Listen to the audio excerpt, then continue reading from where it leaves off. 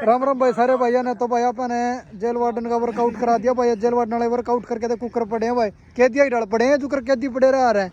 ठीक है, तो इन तो पूछांगे इनका वर्कआउट क्यों है आज। हाँ भाई मोहित, मोहित क्या वर्कआउट था भाई?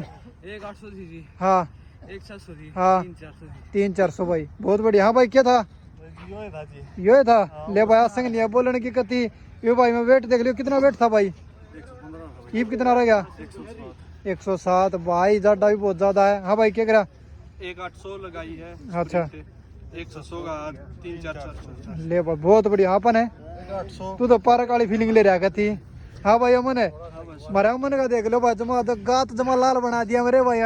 800 मीटर कहीं बैंकर लिया था ठाके थोड़ा भाई जेल वार्डन। हाँ भाई 800 600 और 3-400। ले भाई थोड़ा ना बहुत मौज कर दी भाई ने जेल वार्डन ने। ठीक है, ये जेल वार्डन है भाई सारे, और यूपी पुलिस भी है भाई कुछ इनमें। तो आओ भाई तैयारी करो।